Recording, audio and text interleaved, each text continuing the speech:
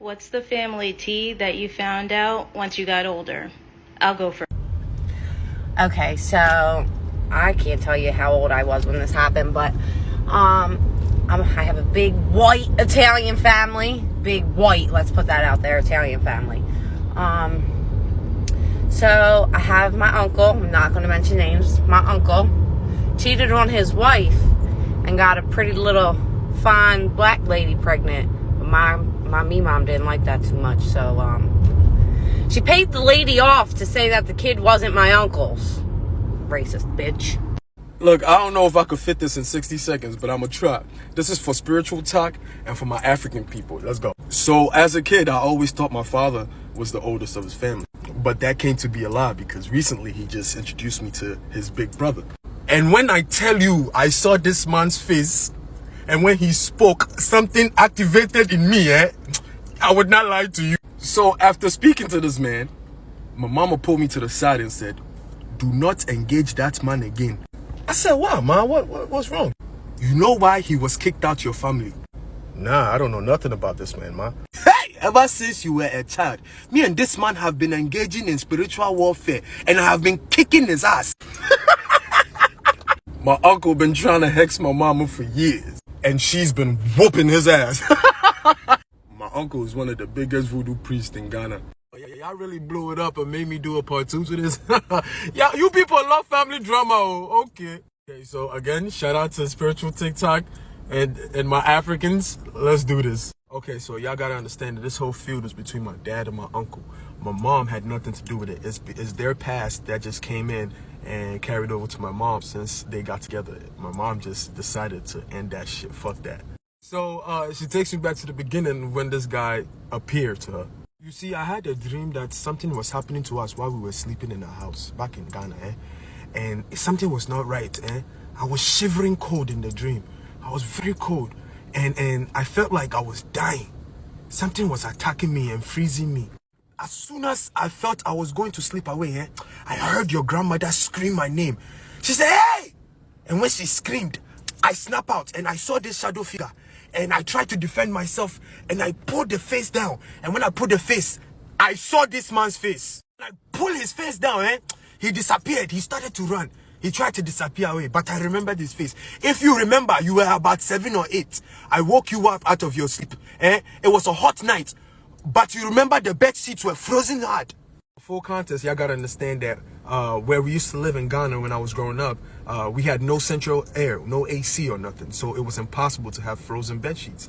So my mom woke me up when I was about 8 years old, and lo and behold, the bed sheets were frozen cold, and my brother was shivering. So what did my mom do, you might ask? So there was a day that your uncle was supposed to come visit your father to talk about whatever they talk about, because he always regularly comes to visit your father. And when he comes upstairs. He never stays downstairs to call him. He comes up the stairs and he calls him upstairs. Remember that. To show him that he is messing with the wrong woman, before he came, I put a barrier from the steps, from downstairs to upstairs, that if he meant harm to my family, he will not be able to climb those steps. So listen, every time he takes a step on these stairs, his legs will be on fire and he wouldn't be able to move. And if he resisted, he will end up in the hospital. Okay, so I asked him what happened that day. I asked my dad what happened that day, right? So my uncle comes to see my father regularly all the time, but today he came to come see my father and he didn't climb up the stairs. He kept calling my father to come downstairs. Why? My father said that every time this man took a step to come upstairs, he yelled out in pain because he felt like his legs were on fire, like something was going on. To the point where he said he couldn't move, man. He was about to faint, and then he fainted. My mama sent my uncle to the hospital for about 2 weeks. He never came back to the house on the first encounter. I think I'll go first. I found out that my great-grandfather, along with another family member, molested a family member, not gonna say who. And my family didn't turn them in. My family knew that it happened. And it happened for like a long time. And they just kept him safe. They didn't turn him in. Yeah. My family has been cut out. My aunt stole $25,000 from my great-grandma to buy cocaine, and she liked to tell me that I'm the one that's confused. Like, girl, what you want to do? I'm embarrassed about this one. So when I was 14, my mom passed away, and there was one day where I was sitting on the couch with my dad and my sister when I was like 16, 17, and something about the TV show that we were watching made my sister say, oh yeah, like how mom has a daughter that we don't know about. And my family always like plays jokes on each other, okay? And me being the youngest, I always feel played. So I completely thought that she was joking. And then my dad like caught on to it and like went along with it. And I did not believe them. Then when I was a freshman in college, my long lost sister found us. And so it turns out I have a nephew who is a year younger than me, and yeah, a sister that I had no idea existed. I accidentally spilt the tea that no one knew about.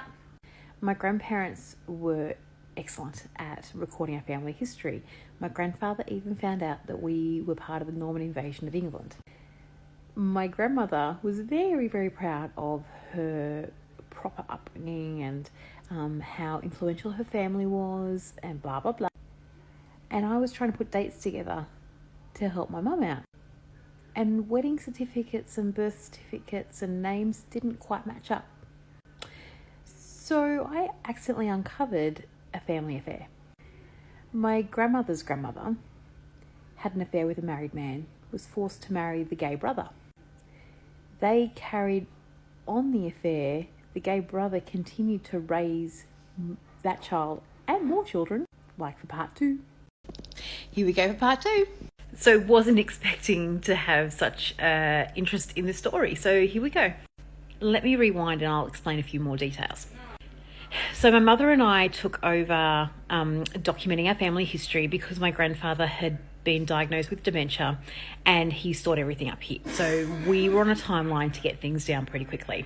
During this time, we started researching my grandmother, so his wife, and all her details. So I jumped on one of the ancestry type websites and started looking up some of the free documentation on there. I found her birth certificate, I found her death certificate, but parental names were different and dates and marriages were different. I thought I made a mistake, not uncommon for me, and showed it to my mum. She's like, oh, you got that wrong, you've had to get it wrong. We started digging, and we found a distant cousin who also has done the digging as well, and we found out about the affair. So let me tell you about the affair. My grandmother's grandmother met and fell in love with and had an affair with a married man. My grandmother's mother was a result of that affair, but because of the status of both families and the times, pre-World War One, they had to get married. But he couldn't because he was already married and divorce was unheard of, particularly for a Protestant family of note. So his elder brother was still single. So the mother of the two brothers married her off to the single brother, who we believe is gay. Here is where the tea gets spicy. So keep up with me here. So my grandmother's grandmother and her new husband, her lover, and his wife all lived in the same house. So my great-grandmother's parents continued their affair while they were still married to their respective partners. My uncle came along then. So my grandmother's grandmother, her 2 children, her husband and her lover and his family all lived in the same house. Remember the mother of the 2 brothers that forced them to get married? She dies. And this is where the story gets awesome. So it's the lead up to World War One, and the matriarch of the family dies. So the 2 couples are able to file for divorce and be with the partners that they actually want to be with. So my grandmother's grandparents were able to be married and live very happily ever after with their 2 children.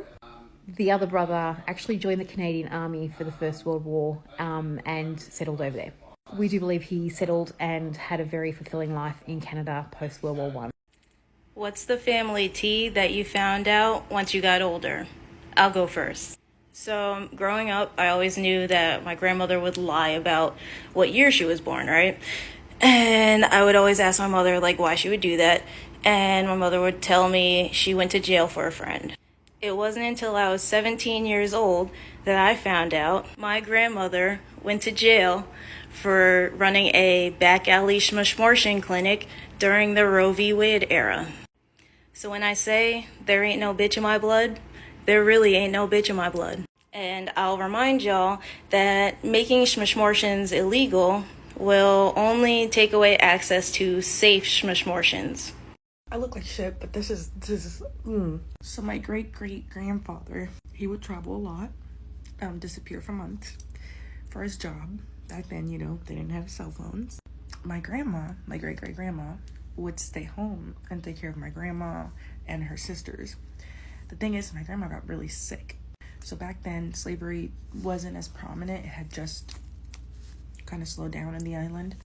But what they had was, if a family had a black kid or a kid they couldn't afford, they would give it to another family, and the other family would have them, feed them, clothe them, everything. But the family would use them as maids, so they could win what they're getting. Well, my grandpa got this lady, and by lady I mean a 13-year-old, to come in and take care of my grandma. Chinging, my grandma dies after giving birth to, I think, 13 children. This little girl is now 16 and suddenly pregnant with my grandfather's baby. So she does the same thing as my grandma did, which is give birth to a bunch of babies.